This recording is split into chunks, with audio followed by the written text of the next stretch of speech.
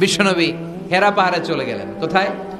মক্কা থেকে উত্তর দিকে 634 মিটার উঁচু ওই পাহাড়ে যে তাআব্বুদাল্লাহ ইয়ালি, রাত্রিবেলা তিনি ধ্যান করতেন, মেডিটেশন করতেন, চোখ বন্ধ করে স্রষ্টার অস্তিত্বকে খুঁজতেন। খুঁজতে খুঁজতে খুঁজতে 40 দিন ধ্যান করার পরে, 40 দিন আধ্যাত্মিকতার এই চর্চা করার পরে ফাজাহুল হক, সত্য বিশ্বনবীর কাছে এসে ধরা দিল। সাইয়েদনা জিবরাইল চলে আসলেন, এসে বললেন, ইয়া মুহাম্মদ ইকরা, পড়ো। জান্নাতের একটা রেশমি কাপড়ে সূরাতুল আলাকের 5 আয়াত লেখা, রেশমি কাপড়ের ভেতরে ওই রেশমি কাপড়টা ধরে বিশ্বনবীকে বললেন। এই প্রথম বিশ্বনবী সাইয়েদনা জিবরাইলকে দেখলেন আর বললেন, ইয়া মুহাম্মদ ইকরা, পড়ো। বিশ্বনবী বললেন, মা আনা বিকারি, আমি পড়তে পারি না। সুবহানাল্লাহ পড়েন। কারণ বিশ্বনবী ছিলেন না নবী আল উম্মি, নিরক্ষর নবী, ওনার অক্ষর জ্ঞান ছিল না। আলিফ বা তা সা কোনটারে জিম বলে কোনটারে সদ বলে বিশ্বনবী চিনতেন না, লিখতে জানতেন না। তিনি ছিলেন নিরক্ষর, কিন্তু মূর্খ না। নিরক্ষর এক জিনিস, মূর্খ আরেক জিনিস। অক্ষর জ্ঞান নাই কিন্তু জ্ঞান আছে। কারণ বিশ্বনবী বলতেন, আদ্দাবানি রব্বি ফা আহসানা তা'দীবি, আমি পৃথিবীর কোনো ইউনিভার্সিটি থেকে ডিগ্রি নেয় নাই, কেউ আমারে শিখায় নাই, স্বয়ং আরশের উপর থেকে আমারে শিক্ষা দান করেছে কে? তাই আমার শিক্ষার মতো শিক্ষা পৃথিবীর কারো শিক্ষা হতে পারে। সাইয়েদনা জিবরাইল বললেন, ইয়া মুহাম্মদ ইকরা, পড়ো। বিশ্বনবী ফেল রইলেন, অক্ষর চিনে না, পড়বে কেমনে? বিশ্বনবী বলেন, মা আনা বিকারি, আমি জানি না কেমন করে পড়তে হয়। ফাআখাযানি ফাগাত্তানি হাত্তা বালাগা মিন্নি আল জাহাদ। বিশ্বনবী পড়তে জানেন না। যখন বললাম আমি পড়তে পারি না, সাইয়েদনা জিবরাইল বিশ্বনবীকে জড়িয়ে ধরলেন, বুকের মধ্যে জড়িয়ে ধরে যত জোর ছিল বিশ্বনবীকে একটা চাপ দিলেন। বিশ্বনবী বললেন, চাপের চোটে আমি আমার বুকের ভেতরে ব্যথা পেলাম। ফারসালানি, আমাকে ছেড়ে দিল। ছেড়ে দিয়ে আবার কয়, পড়েন, ইকরা, read in the name of your lord. বিশ্বনবীর আগের কথা, আমি পড়তে জানি, মা আনা বিকারি। সাইয়েদনা জিবরাইল আবার জড়িয়ে ধরলেন, আবার চাপ দিলেন। বিশ্বনবী বললেন, ব্যথা পেলাম। আবার জিবরিল বিশ্বনবীরে বললেন, পড়েন। বিশ্বনবী আগের কথাই বলে, আমি পড়তে পারি না। আবার চাপ দিলেন। 3 বার চাপ দেওয়ার পরে সাইয়েদনা জিবরাইল বললেন, নবী এবার আপনি পড়েন। বিশ্বনবী এবার পড়তে আরম্ভ করলেন, ইকরা বিসমি রাব্বিকাল্লাযী খালাক খালাকাল ইনসানা মিন আলাক ইকরা ওয়া রাব্বুকাল আকরাম আল্লাযী আল্লামা বিল কলম আল্লামাল ইনসানা মা লাম ইয়ালাম। পড়েন আল্লাহু আকবার। 3 বার চাপ দেওয়ার পরে বিশ্বনবী পড়তে আরম্ভ করলেন। সাইয়েদনা জিবরাইল এই 5টা আয়াত দিয়ে উধাও হয়ে গেল। এবার হেরা গুহার ভেতরে কেউ নাই, সাইয়েদনা জিবরাইল নাই, 5টা আয়াত দিয়ে চলে গেলেন। বিশ্বনবী 5টা আয়াত নিয়ে কাঁপতে কাঁপতে হেরা পর্বত থেকে নেমে এলেন। সুবহানাল্লাহ পড়ে। এই ওহির ভাড়ে চাপে বিশ্বনবী কাঁপতে শুরু করলেন। এই প্রথম বিশ্বনবীর কাছে ওহির রিফ্লেকশন, ওহির ছোঁয়া, ওহির ঝলকানি, ওহির নুরানি তাজাল্লি বিশ্বনবীর হৃদয়ের মধ্যে লাগিয়ে দিল কে? এই 5টা আয়াত নিয়ে বিশ্বনবী হাত্তা ইয়ারজুফু ফুআদু, বিশ্বনবীর হৃদয় কাঁপছিল। বিশ্বনবীর ওহির প্রেসারে গায়ের মধ্যে জ্বর চলে এলো, খিচুনি চলে এলো। বিশ্বনবী কাঁপছেন প্রচন্ড জ্বরে। কাঁপতে কাঁপতে আম্মাজান খাদিজাতুল কুবরা তাহেরার কাছে এসে বলে, ও খাদিজা, আমি বাঁচবো না, আমার বড্ড ভয় লাগে। খাদিজাতুল কুবরা বললেন, নবী কি হয়েছে আপনার, কি হয়েছে? বিশ্বনবী বললেন, এমন এমন ঘটনা। বিশাল এক লোক এসে আমার কাছে পড়ো, আমি পড়তে জানি না। 3 বার চাপ দিল, এরপর দেখি ঠিকই পড়তে পারি। সুবহানাল্লাহ পড়ে। বিশ্বনবী পুরো ঘটনাটা সাইয়েদাতুনা খাদিজাতুল কুবরা তাহেরাকে শোনালেন। এরপরে মা খাদিজারে বললেন, খাদিজা, আমার বড্ড ভয় হয়, মনে হয় আমি মরে যাব, আমার প্রচন্ড জ্বর এসেছে, কাঁপুনি ছুটেছে, তুমি আমারে কম্বল দাও। কি দাও? সবাই বলেন, আর জোরে কোন, আমারে কম্বল দাও, আমার জ্বর এসেছে, কাঁপুনি বেড়ে যাচ্ছে, চাদর দাও, কাপড় দাও, কম্বল দাও। মা খাদিজা কম্বল জোগাড় করতে গেলেন। কম্বল আর চাদর এনে বিশ্বনবীর গায়ের মধ্যে মা খাদিজা কম্বলটা পেঁচিয়ে দিলেন। বিশ্বনবী কম্বলটা পেঁচিয়ে বিছানার মধ্যে শুয়ে গেলেন। ঠিক এই মুহূর্তে সূরাতুল মুজাম্মিল নাজিল করে দিল কে? বিশ্বনবী কম্বল গায়ে দিয়ে শুয়ে আছে, আল্লাহ বিশ্বনবীর ডাক দিলেন, ইয়া আইয়ুহাল মুজাম্মিল কুমিল লাইলা ইল্লা কালিলা। সুবহানাল্লাহ। আল্লাহ কি সোহাগ ভরা আদর মাখা ডাক দিলেন, ইয়া আইয়ুহাল মুজাম্মিল। এর মানে হলো, হে কম্বলওয়ালা, কিওয়ালা? হে কম্বলওয়ালা নবী, মানে হে কমলিওয়ালা নবী। কি নবী? কামলি। বিশ্ব নবীর আল্লাহ ডাক দিলেন, ও কামলিওয়ালা নবী, ও কম্বলওয়ালা নবী, দাঁড়ান। বিশ্ব নবী কাঁপছিলেন জ্বরের চোটে, খিচুনির চোটে, কম্বল গায়ে দিয়ে শুয়ে রইলেন। আল্লাহ নাজিল করলেন, ইয়া আইয়ুহাল মুজাম্মিল, ও কম্বলওয়ালা। ইয়া আইয়ুহাল মুজাম্মিল মানে কি? ও কম্বলওয়ালা, ও কম্বলওয়ালা, ও চাদরওয়ালা, কুম, স্ট্যান্ড আপ, স্ট্যান্ড আপ। যে দায়িত্ব দিছি এখন শোয়া যাবে না, দাঁড়ান। ওই যে বিশ্বনবী দাঁড়ালেন, আর বসার সুযোগটা পায় নাই। মরার আগ পর্যন্ত আর বসার সুযোগ পায় নাই, শ্বাস নেওয়ার সুযোগ পায় নাই, পিছনের দিকে তাকানোর সুযোগ পায় নাই। চিল্লায় বলেন ঠিক কিনা? অনেক শয়তানি হাত ছানি এসেছে, দফায় দফায় নবীর সাথে বৈঠক হয়েছে। বিশ্বনবীকে মক্কার কাফিরেরা 3 দফা দিল। বলল, আব্দুল্লাহর বেটা মুহাম্মদ, নারী চাও নারী দেব, সম্পদ চাও সম্পদ দেব, রাষ্ট্র ক্ষমতা চাও রাষ্ট্র ক্ষমতা দেব, শুধু কালিমার দাওয়াতটা বন্ধ করে দাও। নাউজুবিল্লাহ পড়বেন না? বিশ্বনবী বললেন, তোমাদের 3 দফা, কাফিরদের কয় দফা? জোরে বলেন। বিশ্বনবী বললেন, আমার মাত্র 1 দফা। কয় দফা?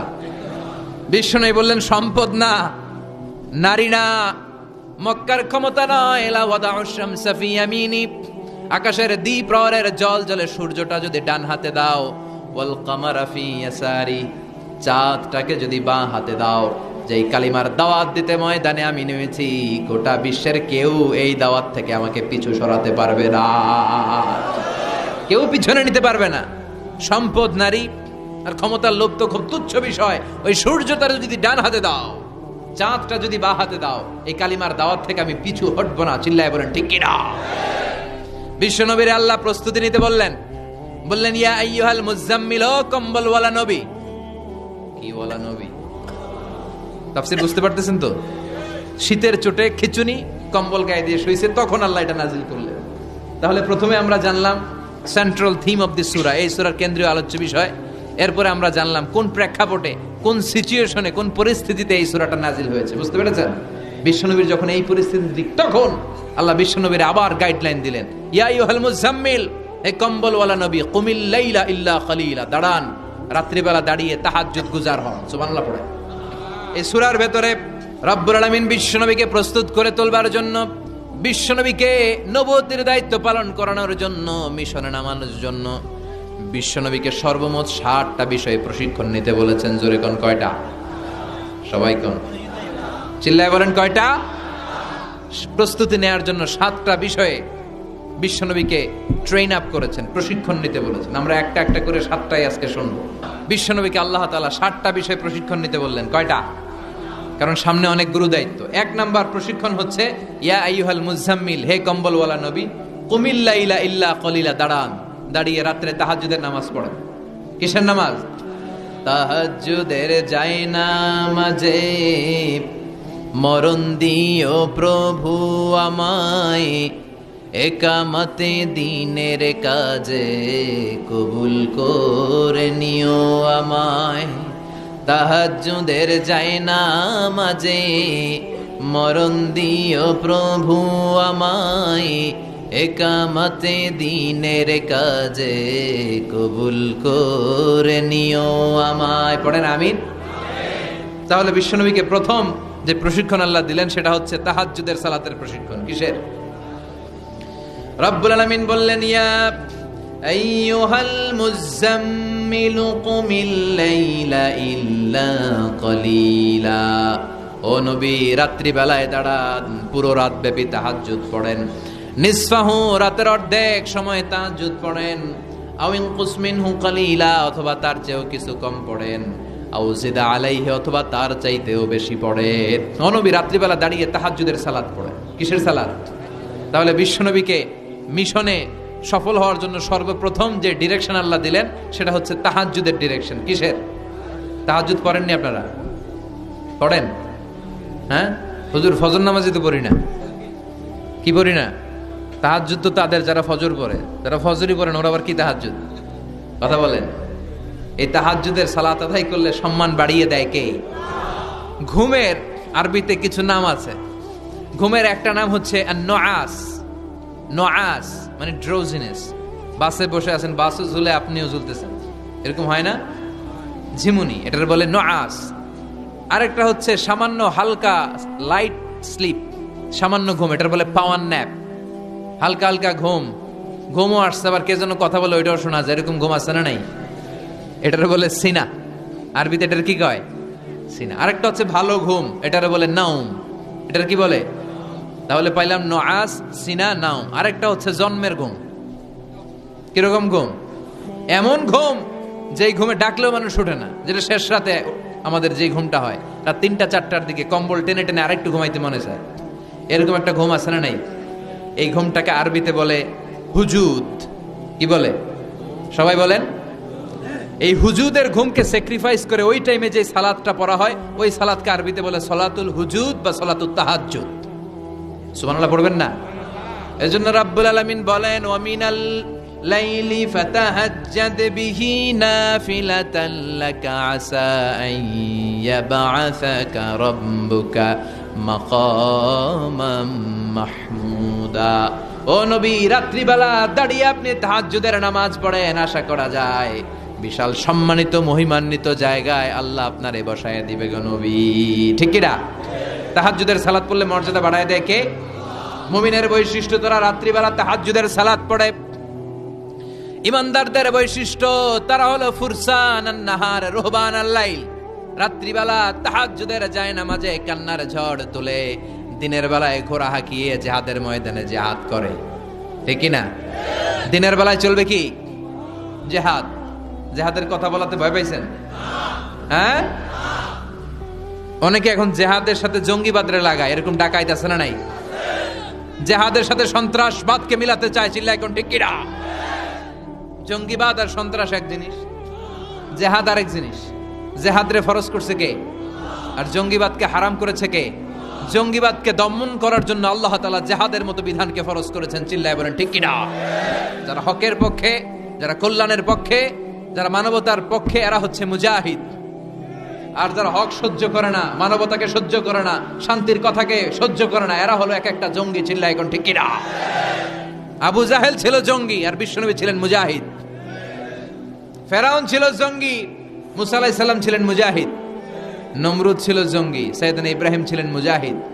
বাংলার জমিনেও যারা হকের কথা বলে তারা হচ্ছে মুজাহিদ। আর যাদের হক সহ্য হয় না, ইসলাম সহ্য হয় না, কোরআন সহ্য হয় না, এরা এক একটা সন্ত্রাস আর জঙ্গি, চিল্লায় এখন ঠিক কি না? এরা জঙ্গি। আমরা যারা সত্যের পক্ষে কথা বলি, আমরা জঙ্গি না, আমরা মুজাহিদ। আমরা কি? মুজাহিদ। এজন্য মুমিনদের বৈশিষ্ট্য হলো রুহবানাল লাইল ফুরসানান নাহার। মুমিন বান্দারা দিনের বেলায় জিহাদের ময়দানে ব্যস্ত থাকে, রাতের বেলায় তাহাজ্জুদের জায়নামাজে চোখের পানি দিয়ে জায়নামাজ ভিজায়। এজন্য বিশ্বনবীর প্রথম প্রশিক্ষণ নিতে বললেন আল্লাহ, কুমিল লাইলা ইল্লা কালিলা। ও নবী, বিশাল মিশন নিয়ে দুনিয়ার বুকে আপনি এসেছেন গো নবী। প্রথম প্রশিক্ষণ যেটা নিবেন, রাত্রি বেলায় দাঁড়িয়ে দাঁড়িয়ে তাহাজ্জুদের প্রশিক্ষণ। বিশ্বনবীর আদেশ করলেন কে? কিসের আদেশ? সবাই কোন? আরো জোরে। ওই মুহূর্তটা তাহাজ্জুদের সময়টা এমন সময়, ইয়ানজিলু রাব্বুনা ইলা সামাইদ দুনিয়া, রব্বুল আলামিন আরশের উপর থেকে দুনিয়ার আকাশে নেমে আসে। নেমে আসে মানে বিশেষ একটা মনোযোগ দেয়, আর দুনিয়াবাসীরা ডেকে ডেকে বলে, গোলাম আলা মিন মুস্তাগফিরিনা গফির আলা। কার ক্ষমা লাগবে ক্ষমা চাও, সব গুনাহ আমি ক্ষমা করে দেব। আলা মিন মুস্তারজিকিন আরজুকালা। কার কি লাগবে আমার কাছে চাও, সব আমি দিয়ে দেব। আল্লাহু আকবার। আলা মিন মুস্তাকসিন আকসুলা। যার জামা দরকার জামা চাও, জামা দেব। ক্ষমতা দরকার ক্ষমতা চাও, ক্ষমতা দেব। নেককার স্ত্রী দরকার, নেককার সন্তান দরকার, সন্তান চাও, সন্তান দেব। সব দেয়ার মালিক কে? কেউ যেটা পারে না পারে কে? কেউ যেটা দেয় না দেয় কে? কেউ যেটা বোঝে না বোঝে কে? আল্লাহ শেষ রাতে আম করে ডাকে, দেওয়ার জন্য ডাকে, কিন্তু চাওয়ার সময় আমাদের নাই। উনি দেওয়ার জন্য প্রস্তুত, কিন্তু এটা তো নেওয়ার লোক লাগবে। কথা কন। বিশ্বনবী তাহাজ্জুদের সময় দাঁড়িয়ে যেতেন ছোট্ট একটা ঘরে, চাটাইয়ের উপরে বিশ্বনবী মা এসে শুতেন, গাদাগাদি করে জায়গা নাই। মাঝরাতে বিশ্বনবী তাহাজ্জুদের জন্য দাঁড়াতেন, আল্লাহু আকবার বলে দাঁড়িয়ে যেতেন, নামাজ শুরু করে দিতেন। বিশাল বড় সূরা পড়তেন, কেরাত পড়তেন, রুকু করতেন, কিন্তু সিজদার জায়গায় সিজদা দেওয়ার জায়গা নাই। সিজদার জায়গায় মা আয়েশা পা বিছিয়ে শুয়ে আছে। বুখারীর বর্ণনা, বিশ্বনবী সিজদায় যে হাত দিয়ে মা আয়েশার পায়ের মধ্যে চিমটি কাটতেন, মা আয়েশা বুঝতে পারতেন বিশ্বনবী এখন সিজদায় যাবে। সুবহানাল্লাহ পড়েন। মা আয়েশা বুঝতে পেরে পা দুইটা সরিয়ে নিতেন, বিশ্বনবী সিজদা দিতেন। সিজদা দিয়ে বিশ্বনবী যখন আবার দাঁড়িয়ে যেতেন, মা আয়েশা পা বিছিয়ে আবার শুয়ে পড়তেন। কি ইবাদত ছিল বিশ্বনবীর! হাত্তা তাতাওয়াররামু খাদামা। মা আয়েশা বলতেন বিশ্বনবী দাঁড়িয়ে থাকতে থাকতে এত সময় ধরে তাহাজ্জুদের সালাত পড়তেন, ওনার পা গুলো ফুলে এরকম টিউমারের মতো মোটা হয়ে যেত। সুবহানাল্লাহ পড়বেন না? দাঁড়িয়ে থাকতে থাকতে বিশ্বনবীর পা গুলো টিউমারের মতো মোটা হয়ে যেত। প্রথম রাকাতে বাকারা, আলে ইমরান পড়ে ফেলতেন। সুবহানাল্লাহ পড়েন। বিশ্বনবীর পা যেন ফেটে যাবে, এভাবে হাত বেঁধে দাঁড়িয়ে থাকতে থাকতে বিশ্বনবীর হাতগুলো বাঁকা হয়ে যেত, ব্যথা হয়ে যেত। বিশ্বনবী তখন হাত দুইটা ছেড়ে দিতেন। আবার যখন এনার্জি ফিরে পেতেন, যখন বিশ্বনবীর ভাল লাগতো, আবার হাত বাঁধতেন। পড়েন সুবহানাল্লাহ। তার মানে হাত ছেড়ে দিও নামাজ পড়া যায়। হাত ছেড়ে দিও। মালিকি মাযহাবের কিছু স্কলাররা ওনারা মত নিয়েছে, ওনাদের অনুসারীরা এরসাল করে। আমাদের দেশে কেউ বাদে এইভাবে, কেউ এইভাবে, কেউ এইভাবে। মালিকিরা বাদেই না, কেউ বাদবই না, কি করবি কর। আছে না নাই? আপনি যদি হজ করতে যান মক্কা মদিনায় এই আমলগুলো দেখতে পারবেন। এটা সুন্নাত একটা আমল। হাত ছেড়ে দিলেও যেখানে সালাত হয়ে যায় ওই জায়গায় কই বাঁধবে এই নিয়ে কিলাকিলি আছে না নাই? উপরে না নিচে, আমিন জোরে না আসতে, আছে না নাই? পেকুয়াতে মাশাআল্লাহ এগুলো নাই। হ্যাঁ, পেকুয়াতে এগুলো আছে। বিশ্বনবী লম্বা সময় দাঁড়িয়ে তাহাজ্জুদ পড়তেন। তাহাজ্জুদ পড়লে আপনার মর্যাদা বাড়ায় দিবে কে? সাইয়েদনা জিবরাইল বললেন ইন্না শারাফাল মুমিন ফি কিয়ামিল লাইল। বিশ্বনবী বললেন জিবরাইল এসে আমাকে বলে গিয়েছে মুমিনের মর্যাদা তাহাজ্জুদের নামাজের ভেতর। সুবহানাল্লাহ পড়েন। তাহাজ্জুদের নামাজ পড়লে মর্যাদা বাড়ায় দেয় কে? 2 নাম্বার কুরবাতুন ইলাল্লাহ। তাহাজ্জুদের নামাজ পড়লে আল্লাহর সাথে নৈকট্য বাড়িয়ে দেয় কে? আল্লাহর সাথে কানেক্টিভিটি আপনার বেড়ে যাবে। আমাদের দুনিয়াতে সব জায়গায় কানেক্টিভিটি আছে। এমপির সাথে হাত আছে, চেয়ারম্যানের সাথে হাত আছে, ওই এসআই এর সাথে হাত আছে, পুলিশের আইজির সাথে হাত আছে, কিন্তু আল্লাহর সাথে হাতটা নাই। কথা কন। আসল জায়গায় কানেকশন লাগানো দরকার। চিল্লায় বলেন ঠিক কি না? মান লাহুল মাওলা ফালাহুল কুল্লু। যে ব্যক্তি আল্লাহর হয়ে যায় গোটা বিশ্ব তার হয়ে যায়। যে সব জায়গায় যে ধর্ণা দেয় আল্লাহর কাছে ধর্ণা দেয় না, তার কোনো মর্যাদা নাই। আর যে ব্যক্তি সব দিক থেকে মুখ ফিরিয়ে আল্লাহর কাছে যায় গোটা বিশ্বের সবাই তার দিকে তাকিয়ে থাকে। এজন্য সম্পর্কটা লাগাইতে হবে কোন জায়গায়? তার মানে তাহাজ্জুদ পড়লে মর্যাদা বেড়ে যায়, আল্লাহর সাথে সম্পর্ক বেড়ে যায়। বিশ্বনবী বললেন মানহাতুনা আনিল ইসিম। তাহাজ্জুদের নামাজ পড়লে তাহাজ্জুদের নামাজ আপনারে পাপ কাজ থেকে বাধা দিবে। সুবহানাল্লাহ পড়েন। তাহাজ্জুদ যারা পড়ে এরা পাপ কাজ করে না। চিল্লায় এখন ঠিক কি না? 4 নম্বরে মুকাফফিরাতুল লিসাইয়্যাত। পাপ আর অন্যায় যদি কিছু হয়েও থাকে তাহাজ্জুদের নামাজ পড়লে তাহাজ্জুদের নামাজ পাপগুলোরে ধুয়ে মুছে সাফ করে দেয়। এজন্য তাহাজ্জুদ পড়ার দরকার আছে না নাই? বিশ্বনবীরে বললেন আপনার প্রথম প্রশিক্ষণ হচ্ছে তাহাজ্জুদের প্রশিক্ষণ। কিসের প্রশিক্ষণ? এজন্য আল্লাহ বললেন ইয়া আইয়ুহাল মুযাম্মিলু কুমিল লাইলা ইল্লা কলিলা নিসফাহু আও ইনকুস মিনহু কলিলা আও জিদ আলাইহি ওয়া রাত্তিলিল কুরআনা তারতিলা। সুবহানাল্লাহ পড়ো। 1 নাম্বার প্রশিক্ষণ চলে গেল। 1 নাম্বার প্রশিক্ষণ কি ছিল? তাহাজ্জুদ। আওয়াজ করে বলেন না কি ছিল? 2 নাম্বার প্রশিক্ষণ ওয়ারাত্তিলিল কুরআনা তারতিলা। ও নবী, মন গড়া কোরআন তেলাওয়াত করবেন না, যেমন মন চায় তেমন কোরআন পড়া যায় না। ওয়ারাত্তিলিল কুরআনা তারতিলা। তারতিলের সাথে, তাজবিদের সাথে, মাখারিজুল হুরুফ মেইনটেইন করে আপনি তারতিলের সাথে তেলাওয়াত করেন। যারা তারতিলের সাথে তেলাওয়াত করেন কিয়ামতের দিন আল্লাহ বলবে ইকরা ওয়ারতাকি ওয়ারাত্তিল কামা কুনতা তুরাত্তিলু ফিদ দুনিয়া। দুনিয়াতে যেমনে পড়েছো পড়ো, যত আয়াত পড়বা জান্নাতের বিল্ডিং তত লম্বা হয়ে যাবে। আল্লাহু আকবার। সাইয়েদনা আনাস রাদিয়াল্লাহু তাআলা আনহু ছিলেন বিশ্বনবীর খাদেম। সাইয়েদনা আনাসকে জিজ্ঞেস করা হলো কাইফা কানা কিরাআতু রাসূলিল্লাহ। ও আনাস, বিশ্বনবীর কোরআন তেলাওয়াত কেমন ছিল? সাইয়েদনা আনাস বললেন কানাত কিরাআতুহু মাদ্দান। বিশ্বনবী টেনে টেনে কোরআন তেলাওয়াত করতেন। সুবহানাল্লাহ পড়েন। কিভাবে পড়তেন? টেনে টেনে টেনে টেনে কোরআন তেলাওয়াত করতেন। আবার বিশ্বনবীর স্ত্রী আমাদের আম্মা জান উম্মে সালামাকে জিজ্ঞেস করা হলো কাইফা কানা কিরাআতু রাসূলিল্লাহ, ও আম্মা জান বিশ্বনবীর কোরআনের তেলাওয়াত কেমন ছিল? তিনি বললেন কানা ইউকাত্তিউ কিরাআতাহু আয়াতান আয়া, বিশ্বনবী আয়াত আয়াত করে তেলাওয়াত করতেন। একটা আয়াত টেনে টেনে পড়তেন, শেষ করতেন, আরেকটা আয়াত ধরতেন, আবার শেষ করতেন। সুবহানাল্লাহ। কি তেলাওয়াত ছিল বিশ্বনবীর! বিশ্বনবীর কণ্ঠের তেলাওয়াত শুনে অনেক কাফের কালিমা পড়ে মুসলমান হয়েছে। সুবহানাল্লাহ আসতে বলেন। বিশ্বনবীর কণ্ঠের তেলাওয়াত শোনার জন্য শুধু মুমিনরাই পাগল ছিল না, আবু জাহেল, উতবা, শাইবা, ওয়ালিদ ইবনে মুগিরা এগুলোও পাগল ছিল। দিনের বেলা আবু জাহেল, উতবা, শাইবা বিশ্বনবীর বিরোধিতা করতো, আর রাত্রে বেলা লুকিয়ে লুকিয়ে বিশ্বনবীর কণ্ঠের তেলাওয়াত শোনার জন্য যেত। সুবহানাল্লাহ পড়বেন না? দিনের বেলা ভাষণ দিত, খবরদার কেউ মুহাম্মাদের কণ্ঠের তেলাওয়াত শুনতে যেতে পারবি, কিন্তু রাত্রে বেলা লুকায় লুকায় নিজেই যেত। না জানি কত সুন্দর কণ্ঠ ছিল আমার নবীর, না জানি কি সুরের ঝংকার আর রহুরি খেলতো যখন নবী তেলাওয়াত করতো। সুবহানাল্লাহ পড়বেন না? এজন্য আল্লাহ বললেন ওয়ারাতিলিল কোরআনা তারতিলা, ও নবী ধীর স্থির ভাবে পড়েন। আবার বিশ্বনবী বলছেন সাইয়িনুল কোরআনা বিআসওয়াতিকুম, তোমাদের কণ্ঠে যত সুন্দর সুর আছে, লহুরি আছে, ঝংকার আছে, সবগুলো দিয়ে কোরআন তেলাওয়াত করবা। আবার বিশ্বনবী বলছেন মান লাম ইয়াতাগান্না বিল কোরআন ফালাইসা মিন্না, যে গুনগুন করে সুর করে কোরআন তেলাওয়াত করে না, ওই লোক কখনো আমি নবীর উম্মত হতে পারে। এজন্য সুর করে কোরআন তেলাওয়াত করবেন। কি করে? অনেকে কয় হুজুর আমার সুর নাই। আপনার সুর নাই তো কি আছে? আপনার যেটা আছে ওইটাই সুর, যেটা আপনার আছে ওইটাই সুর। সুর নাই কে বলছে? টয়লেটের ভিতরে ঢুকলে বোঝা যায় কি সুর আছে। বাথরুম সিঙ্গার আছে না, কাপড় খাসতে বসলে কি সুন্দর গান শুরু করে, ঘুম ভাঙাইয়া গেল রে হে মরার কোকিলে, আছে না নাই? তখন সুন্দর সুন্দর গান বেরোয়। কিন্তু কোরআন তেলাওয়াত করতে গেলে সে সুর কয় আমার সুর নাই। আপনার যেটা আছে ওইটাই আপনার সুর, ওইটা দিয়ে তেলাওয়াত করবেন। মিশরের রাশেদ আল আফাসি, আব্দুর রহমান সুদাইস, বান্দার ইবনে আব্দুল আজিজ আল বালিলা, এদের তেলাওয়াত শুনছেন? কি সুন্দর তেলাওয়াত! বিশ্বনবীর তেলাওয়াত ছিল টেনে টেনে পড়তেন, প্রতিটা আয়াত শেষ করে আবার নতুন আয়াত ধরতেন, ঠিক কি না?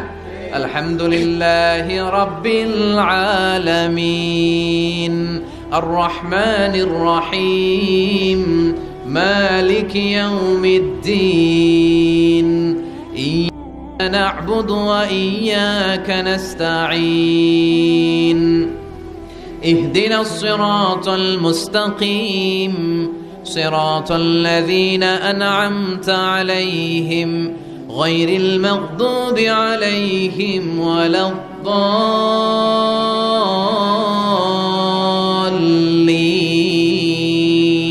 পড়েন আমিন। থেমে থেমে এক আয়াত শেষ আরেক আয়াত, ওই আয়াত শেষ তারপর আরেক আয়াত। বিশ্বনবী বলে রুব্বা কারিলিল কোরআন ওয়াল কোরআনু ইয়ালআনুহু, কোরআনের অনেক কারি আছে যে কারীদেরকে কোরআন রহমত না দিয়ে লানত দেয়। এরকম আছে না নাই? বিশ্বনবী প্রতি আয়াতের পরে থামতেন, কি সুন্দর টেনে টেনে পড়তেন। আর আমাদের তারাবির নামাজে কি অবস্থা? জাপানের বুলেট ট্রেনও ফেল হাফেজ সাহেবের কাছে, আছে না নাই? হাফেজ সাহেবরা খবরদার, এভাবে কোরআন পড়বেন না। এভাবে কোরআন তেলাওয়াত করলে রহমত না পেয়ে আপনার কপালে লানত জুটবে। চিল্লায় বলেন ঠিক কি না? এজন্য 2 নাম্বার প্রশিক্ষণ রব্বুল আলামিন বিশ্বনবীকে দিলেন আর বললেন ওয়ারাতিলিল কুরআনা তারতিলা, ও নবী রাত্রিবেলায় তাহাজ্জুদের নামাজে ধীর স্থির ভাবে কোরআন তেলাওয়াত করেন। এরপর আল্লাহ বললেন ইন্না সানুলকি আলাইকা কওলান সাকিলা, ও নবী অচিরেই ভারী একটা কথা, ভারী একটা বাণী, অনেক ওজনওয়ালা কোরআন আমি আপনার উপরে নাজিল করে দেব। সুবহানাল্লাহ পড়ে। কওলান সাকিলা, it's a very heavy and weightful word. কোরআনের এই কথাগুলোর একটা আলাদা ওজন আছে না নাই? বিশ্বাস হয় না সন্দেহ লাগে? বিশ্বনবীর কাছে যখন কোরআনের আয়াত নাজিল হতো, মা আয়েশা বর্ণনা করেন প্রচন্ড শীতের রাতে, কিসের রাতে? কথা শুনতেছেন? প্রচন্ড শীতের রাতে বিশ্বনবী ঘেমে ঘেমে একাকার হয়ে যেতেন। মাঘ মাসের শীত, মা আয়েশা বলে আমরা কম্বল গায়ে দিয়ে শুই, কিন্তু বিশ্বনবীর কাছে যখন কোরআন নাজিল হয় বিশ্বনবী ঘেমে ঘেমে একাকার হয়ে যেতেন। সুবহানাল্লাহ পড়ে। বিশ্বনবী যখন ওটের উপর বসা অবস্থায় কোরআনের আয়াত নাজিল হতো, ওটের বুকটা জমিনে লেগে যেত। বিশ্বনবী ঘোড়ার উপরে বসা অবস্থা যখন কোরআনের আয়াত নাজিল হতো, ঘোড়ার পা গুলো জমিনের ভিতরে গেড়ে যেত। বিশ্বনবী মাঝে মাঝে অনেক সাহাবাদের রানের মধ্যে মাথা রেখে শুয়ে পড়তেন। ওই অবস্থায় যখন কোরআনের আয়াত নাজিল হতো, সাহাবারা বলতো আমাদের হাড্ডিটা ফেটে টুকরা টুকরা হয়ে যাবে, এরকম মনে হতো। তার মানে কোরআনের আয়াতের একটা ভার আছে না নাই? এজন্য রাব্বুল আলামিন বলেন, লাউ আনজালনা হাযাল কুরআনা আলা জাবালিন লারাআইতাহু খাশিআম মুতাসাদ্দিআম মিন খাশিয়াতিল্লাহ। ও নবী, কোরআনকে মানুষের উপর নাজিল না করে যদি পাহাড়ের উপর নাজিল করতাম, আপনি দেখতেন কোরআনের ভারে বড় বড় পাহাড়গুলো ভেঙে চুরে খান খান হয়ে যেত গো নবী। কোরআনকে যদি মাউন্ট এভারেস্টের উপর আল্লাহ নাজিল করতো, পাহাড়টা ভেঙে দুমড়ে মুচড়ে চূর্ণ বিচূর্ণ হয়ে যেত। চিল্লা এখন ঠিক কি না? এজন্য আল্লাহ বললেন এটা অনেক ভারী একটা বাণী, এই বাণী আমি আপনার উপর নাজিল করব। এরপর আল্লাহ বললেন, ইন্না নাশিয়াতাল লাইলি হিয়া আশাদ্দু ওয়াতআন ওয়া আকামু কিলা। ও নবী, রাত্রিবেলা যদি আপনি তাহাজ্জুদের নামাজ পড়েন, আপনার মনোযোগায়নকে শক্তিশালী করে দিবে কে? আপনার কথা বলার যোগ্যতাকে মজবুত করে দিবে কে? কেন আপনি রাত্রিবেলায় তাহাজ্জুদ গুজার হবেন? কারণ ইন্নালাকা ফিন নাহারি সাবাহান তাওয়িলা, দিনের বেলায় অনেক ব্যস্ততা আছে না নাই? দিনের বেলায় মানুষগুলো কাজকর্ম নিয়ে ব্যস্ত হয়ে যায়, তখন অনেক গোলমাল, তখন নয়। রাত্রিবেলা তাহাজ্জুদ পড়েন, আপনার মর্যাদা বাড়িয়ে দিবে কে? এরপরে 3 নাম্বার প্রশিক্ষণের কথা আল্লাহ বললেন, ওয়াযকুর ইসমা রাব্বিকা ওয়াতাবাত্তাল ইলাইহি তাবতীলা। প্রথম প্রশিক্ষণ তাহাজ্জুদের প্রশিক্ষণ। কিসের? দ্বিতীয় প্রশিক্ষণ মনোযোগের সাথে ধীরস্থিরভাবে কোরআন তেলাওয়াতের, তারতিলের সাথে কোরআন তেলাওয়াতের প্রশিক্ষণ, ঠিক কিনা? 3 নাম্বার প্রশিক্ষণ ওয়াযকুর ইসমা রাব্বিক, সব সময় রবের জিকির করবেন। জিকির চলবে কার? লা ইলাহা লা ইলাহা ইল্লাল্লাহু মুহাম্মাদুর রাসূলুল্লাহ সাল্লাল্লাহু। ওয়াযকুর ইসমা রাব্বিক, ও নবী আপনার রবের নাম স্মরণ করেন। সব সময় জিহ্বায় একজনের নাম থাকবে, তিনি কে? আমাদের রব কে? আল্লাহ আমারে রব, দমে দমে তনু মনে তারি অনুভব। পড়েন, আল্লাহ আমারে রব। ওয়াযকুর ইসমা রাব্বিক, রবের নামকে স্মরণ করেন নবী। বিপদে পড়লে একজনের নামের জিকির চলবে, চিল্লায় বলেন তিনি কে? তার মানে 3 নাম্বার প্রশিক্ষণ নিতে বললেন, সব সময় একজনকে ডাকবেন, তিনি হলেন রব। এই কথা বলার পরে বিশ্বনবী দুনিয়ার বুকে যত দোয়া করতেন, তার বেশিরভাগ দোয়ার শুরুতে রবের নাম আছে না নাই? রব্বানা যালামনা আনফুসানা ওয়া ইল্লাম তাগফির লানা ওয়া তারহামনা লানাকুনান্না মিনাল খাসিরিন। আবার বিশ্বনবী পড়তেন, রব্বানা আতিনা ফিদ দুনিয়া হাসানাতাও ওয়া ফিল আখিরাতি হাসানাতাও ওয়া কিনা আযাবান নার। আবার আমরা যখন রুকুর মধ্যে যাই, তখন রবের নাম আছে না নাই?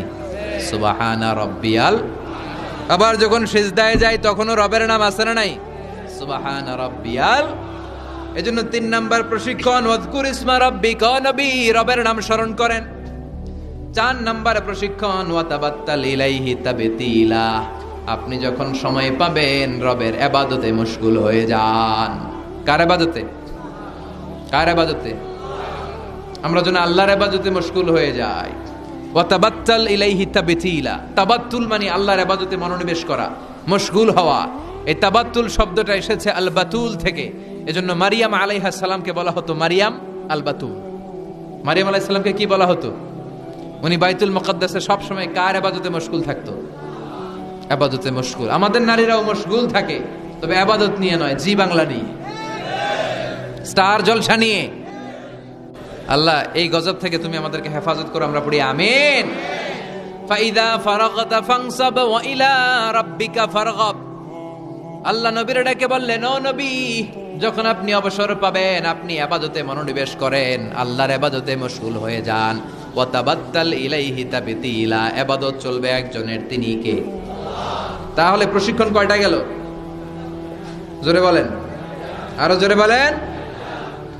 এরপরে আল্লাহ বললেন, ওয়াসবির আলা মা ইয়াকুলুনা ওয়াহজুরহুম হাজরান জামিলা। তার আগে বললেন, রব্বুল মাশরিকি ওয়াল মাগরিবি লা ইলাহা ইল্লা হুয়া ফাত্তাখিযহু ওয়াকিলা। সুবহানাল্লাহ পড়েন। রব্বুল মাশরিক ওয়াল মাগরিব, আমি পূর্ব দিগন্তের মালিক, পশ্চিম দিগন্তেরও মালিক, সব কিছুর মালিক কে? লা ইলাহা ইল্লাহু, তিনি ছাড়া কোনো ইলাহ নাই, ফাত্তাখিযহু ওয়াকিলা। আরেক প্রশিক্ষণ চলে আসছে, ফাত্তাখিযহু ওয়াকিলা। ও নবী, আল্লাহরে ওয়াকিল হিসেবে গ্রহণ করেন। আমাদের ওয়াকিল বা অভিভাবক কিংবা মুমিনদের গার্ডিয়ান শুধু একজন, চিল্লায় বলেন তিনি কে? ফাত্তাখিযহু ওয়াকিলা। অন্য কাউরে ওয়াকিল বানাবেন না, অন্য কারোর নেতৃত্ব মেনে নেবেন না, অন্য কারোর অভিভাবকত্ব মেনে নেবেন না। বিপদে আপদে হাল ছাড়বেন না, নিরাশ হবেন না, ভরসা রাখুন একজনের উপর, তিনি কে? ফাত্তাখিযহু ওয়াকিলা। 5 নাম্বার প্রশিক্ষণ, ও নবী, আপনি আমারে অভিভাবক হিসেবে গ্রহণ করেন। বিপদে আপদে সব সময় আল্লাহরে পাশে পাবেন, জোরে কোন ঠিক কিনা? এরপরে 6 নম্বরে আল্লাহ বললেন, ওয়াসবির আলা মা ইয়াকুলুন। কাফির মুশরিকরা যে সমস্ত গাল মন্দ আপনারে করে, এগুলোর বিপরীতে রেগে না যে আপনি ধৈর্য ধারণ করবেন গো নবী। ওয়াসবির, ধৈর্য ধারণ করেন, কারণ ইন্নাল্লাহা মাআস। ধৈর্যশীলদের সাথে কে থাকে? চিল্লায় বলেন কে? ও নবী, ওরা আপনারে অনেক কিছু বলবে, আপনি রেগে যাবেন না। বিশ্বনবীর কাফিররা কি বলতো জানেন? বলতো আপনি একজন কবি। বিশ্বনবী নাকি কবি? নাউজুবিল্লাহ কইবেন না। আল্লাহ বলেন, ওমা আল্লামনাহু আশ-শি'রা ওয়া মা ইয়ানবাগি লাহু। আমি নবীরে কবিতা শিখাই নাই, কবিতা তার জন্য শোভনীয় নয়। সুবহানাল্লাহ পড়েন। আবার বিশ্বনবীরে তারা বলতে লাগলো গণক। কি বলতে লাগলো? কাহিন। আল্লাহ বলে, ওয়ালা বিকাউলি কাহিন। এটা গণকের কথাও নয়, এটা আল্লাহর কথা, ঠিক কিনা? এরপরে বিশ্বনবীর ওরা বলতে লাগলো মাজনুন, মানে পাগল। আল্লাহ বলে, ওয়ামা সাহিবুকুম বিমাজনুন। তোমাদের সাথী আমার হাবিব কিন্তু পাগল নয়। সুবহানাল্লাহ। এরপর ওরা বিশ্বনবীরে গালে দিতে লাগলো সাহির বলে। সাহির মানে জাদুকর। সাহির মানে?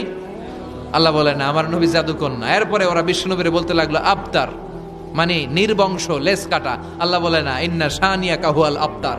যারা বিশ্বনবীর লেস কাটা আর নির্বংশ বলে, ওরাই লেস কাটা, নির্বংশ আর জাহান্নামের নরকীট আর পিতৃ পরিচয়হীন জারদ সন্তান। চিল্লা এখন ঠিক কিনা? বিশ্বনবীর বিরুদ্ধে যারা কথা বলে, এগুলো জাহান্নামের নরকীট। ওরা বলে, মুহাম্মদ তোমার কোনো ছেলে বেঁচে নাই, তোমার 4 মেয়ে, তুমি এন্তেকালের সাথে সাথে তোমার বংশ নির্বংশ হয়ে যাবে, তুমি লেস কাটা। আল্লাহ বলে না, রাফা'না আলাকা যিকরাক। নবী, আপনার সম্মানকে আমি আকাশ চুম্বি করেছি। আমার নাম যেখানে, আপনার নামও আমি রেখেছি সেখানে, ঠিক কিনা? এজন্য কালিমায়ে তয়্যিবার ভেতরে লা ইলাহা ইল্লাল্লাহ, তারপর পর বিশ্বনবীর নাম মুহাম্মাদুর রাসূলুল্লাহ আছে না নাই?